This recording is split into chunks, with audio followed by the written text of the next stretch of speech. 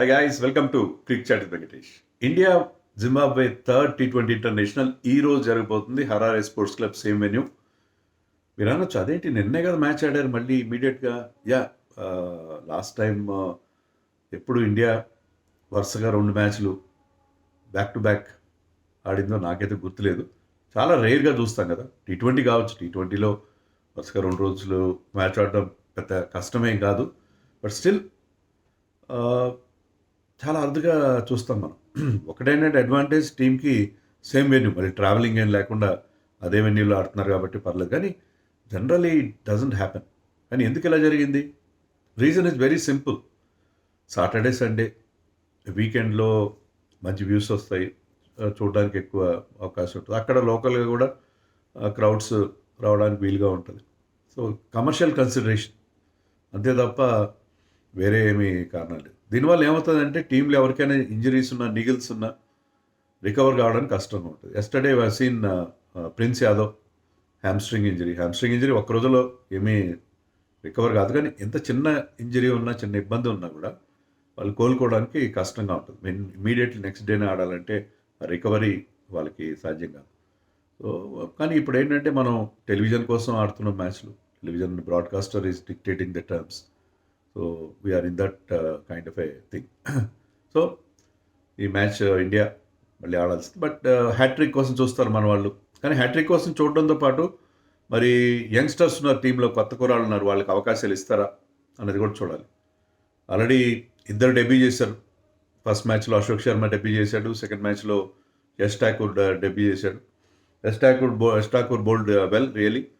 ఎందుకంటే అతను 4 ఓవర్స్లో 30 రన్స్ ఇచ్చి 2 వికెట్లు తీశాడు. Look very effective, look the part.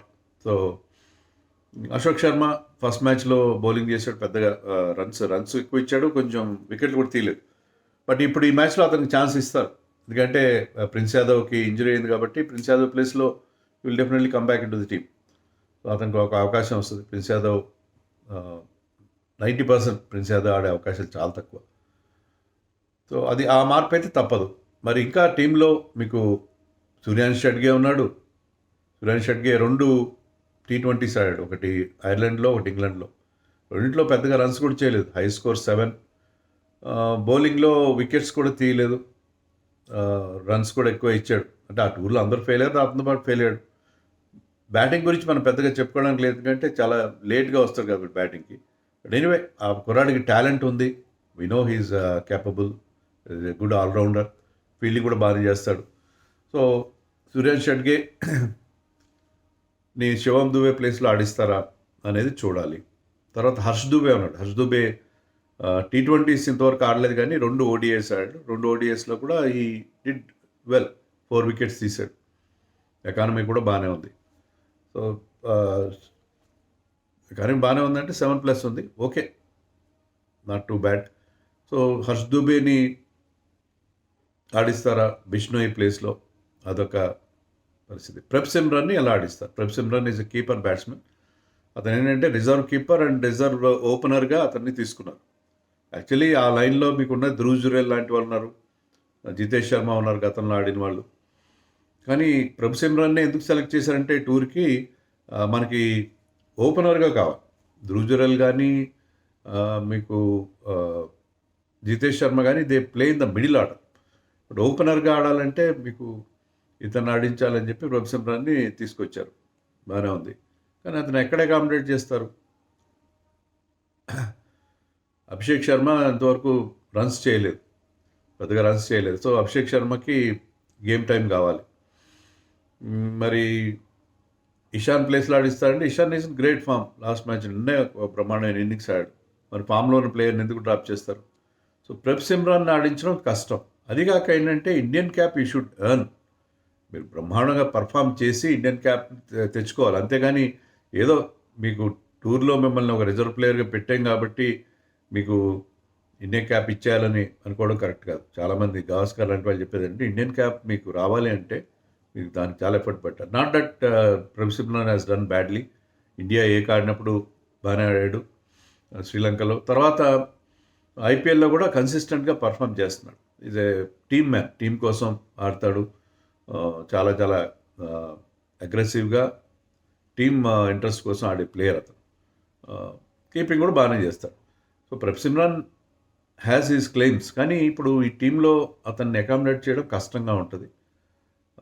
అంత అద్భుతమైన పర్ఫార్మెన్స్ కూడా అతను ఏమి ఇవ్వలేదు. సో నా దృష్టిలో ఆడిస్తే హర్ష్ దుబే అండ్ ష్రెడ్గే అని ఆడిస్తారు. Ashok Sharma come in place of Prince Yadav. ఈ 3 మార్పులు ఉండొచ్చు, లేకపోతే 2 మార్పులు ఉంటాయేమో అనుకుంటున్నాను నేను. హర్ష్ దుబేకి ఏమన్నా T20 డెబ్యూ ఇస్తారేమో చూడాలి. హర్ష్ దుబే అసలు T20 బౌలరా, లేకపోతే he's fit for only test matches and one డేసేనా అని టీం భావిస్తుందా అనేది కూడా మనం చూడాలి. హ్యావింగ్ సెలెక్టెడ్ హిమ్, అతనికి అవకాశం ఇవ్వడం తప్పలేదు. ఎందుకంటే సిరీస్ మనం ఆల్రెడీ గెలిచాం కాబట్టి series is in our pocket. అలాంటప్పుడు కొత్త వాళ్ళకి ఛాన్స్ ఇస్తే బాగుండేది. అది గతంలో రాహుల్ ద్రావిడ్ కానీ, కొంతవరకు గౌతమ్ గంభీర్ కానీ ఈ పాలసీ చేశారు. రాహుల్ ద్రావిడ్ కోచ్గా ఉన్నప్పుడు అయితే చాలా సందర్భాల్లో ఇలాంటి డెడ్ రబ్బర్ సిచ్యుయేషన్లో కొత్త వాళ్ళకి అవకాశం ఇవ్వడం అనేది మనం చూసాం. చూడాలి ఏం చేస్తారు అనేది. We have to wait and see. So టీంలో అభిషేక్ శర్మ రన్స్ చేయాలి, అతను is due. And Vaibhav Suryavanshi ఎలా ఆడతాడు? లాస్ట్ మ్యాచ్లో అతను ఓవర్ అగ్రెసివ్గా వెళ్ళి బౌన్సర్లని పుల్ చేసే ప్రయత్నం. సో అతని మీద కంటిన్యూస్గా బ్యారేజ్ ఆఫ్ షార్ట్ బాల్స్ వేస్తూనే ఉంటారు. అలాంటప్పుడు వాటిని ఎలా ఎదుర్కోవాలి, వాటిని ఎంత సేఫ్గా ఆడుకోవాలి అనేది అతను అది నేర్చుకోవాలి. లేకపోతే ఇంటర్నేషనల్ క్రికెట్లో హీ విల్ బి సార్టెడ్. అతను రాగానే బౌన్సర్ల బ్యారేజ్ ఆఫ్ బౌన్సర్స్ వేసి అతన్ని ఇబ్బంది పెట్టే ప్రయత్నం చేస్తారు. ఏదో ఒకటి 4 షాట్లు బాగానే కొడతారు, బౌండరీ వెళ్తే 6లు వెళ్తాయి, 5వ షాట్కి దొరికిపోతారు. So that becomes a pattern. అలాంటి ప్యాటర్న్ అవ్వకుండా అతను చూసుకోవాలి. ఇప్పటికే అతని మీద అందరికీ అర్థమైంది ఏంటంటే షార్ట్ బాల్ వేస్తే అతను పుల్ చేస్తాడు. Not that he doesn't play the short ball very well. చాలా అతను మంచి షాట్స్ కొడతాడు, షార్ట్ బాల్కి మంచి పుల్ షాట్స్ కొడతాడు, హుక్ షాట్స్ కొడతాడు. బట్ ప్రతిదీ కొడతాడు, ప్రతిదీ అటెంప్ట్ చేస్తాడు. అలా అటెంప్ట్ చేయకూడదు. కొన్నిసార్లు ఏంటంటే వెల్ డైరెక్టెడ్ బౌన్సర్ ఉంటుంది, it will be cramped for room. నీకు దాన్ని పుల్ చేయడానికి ప్రాపర్గా హ్యాండ్స్ ఫ్రీ చేసుకోవడానికి అవకాశం రానప్పుడు you have to give respect to the bowler. So అది నేర్చుకోవాలి. ఇవన్నీ హార్డ్ లెసన్స్. ఇంటర్నేషనల్ క్రికెట్లో మీకు పాఠాలు ఆటోమేటిక్గా నేర్చుకోవాలి. నేర్చుకోకపోతే కష్టం అవుతుంది. యంగ్స్టర్ బాల్య చాపల్యం ఉంటారు తెలుగులో మాట, చైల్డిష్నెస్. ఆ చైల్డిష్ బాల్య చాపల్యం నుంచి బయటపడి you have to play well, you have to learn your lessons. అది చాలా ఇంపార్టెంట్. మిగతా వాళ్ళలో ఆఫ్కోర్స్ శ్రేయస్ అయ్యర్ కూడా కొన్ని రన్స్ కావాలి. Shreyas need some runs. He has done well of late. కెప్టెన్గా ఫెయిల్ అయినా, వరుసగా పరాజయాలు ఎదురైనా బ్యాటింగ్ బాగానే చేస్తున్నాడు అతను. సో శ్రేయస్ అయ్యర్ కూడా కొన్ని రన్స్ కావాలి. Down the line Rinku Singh పెద్దగా బ్యాటింగ్ రావట్లేదు. రింకు సింగ్ వీలైతే ఎర్లీగా పంపిస్తే బాగుంటుందేమో అనుకుంటున్నాను. అట్లీస్ట్ శ్రేయస్ అయ్యర్ నెంబర్ 4లో కాకుండా రింకుని పంపిస్తే మన అందరూ లెఫ్ట్ హ్యాండర్స్ అవుతాం. బట్ స్టిల్ రింకుని పంపించి అతను కూడా కొంత గేమ్ టైం అవసరం అని నేను అనుకుంటున్నాను. నేను that is about Indian team. మరి జింబాబ్వే ఐ థింక్ జింబాబ్వే టీంలో ఎవ్వరు బాగా ఆడట్లేదు. వాళ్ళు క్యాప్టెన్ రెగ్యులర్గా బ్యాటింగ్లో బౌలింగ్ పర్ఫామ్ చేసే వాళ్ళు, క్యాప్టెన్ కూడా ఏమాత్రం సరిగ్గా పర్ఫామ్ చేయకపోవడం మనం చూసాం. బ్యాటింగ్లో అయితే కంప్లీట్గా ఫెయిల్ అవుతున్నాడు, బౌలింగ్లో కూడా ఈజ్ నాట్ ఎఫెక్టివ్. ఒక్క బ్లెస్సింగ్ మెజర్బానీ తప్ప ఎవ్వరు కూడా వాళ్ళ టీంలో చెప్పుకోదగ్గ పర్ఫార్మెన్స్ చేయట్లేదు. మరుమాని వాళ్ళ keeper batsmen, batting at number 7 but still scoring some runs. అలాగే బెనెట్ లాస్ట్ మ్యాచ్లో ఒక మంచి స్టార్ట్ అందించాడు. వీళ్ళు ముగ్గురు తప్పితే టోటల్ ఫెయిల్యూర్. బౌలింగ్, బ్యాటింగ్ అన్నింటిలో కూడా వాళ్ళు ఫెయిల్యూర్ మనం చూసాం. సో ఏమైనా మార్పులు చేస్తారేమో చూడాలి. వాళ్ళు మసకార్జాన్ని తీసుకొస్తారా లేదా అనేది కూడా చూడాలి.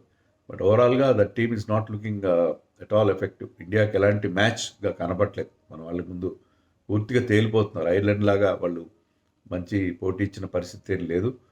So I think India should do hattrick wins రావాలి. బట్ ఆ హ్యాట్రిక్ విన్స్తో పాటు కొత్త వాళ్ళకి ఛాన్స్ ఇస్తారు లేదంటే you have to wait and see. ఇది కూడా ఈ మ్యాచ్ కూడా 4:30 స్టార్ట్ అవుతుంది. FanCode and united television ఇట్లా మీరు చూడొచ్చు. డీడీ స్పోర్ట్స్లో కూడా చూసే అవకాశం ఉందనుకుంటున్నాను.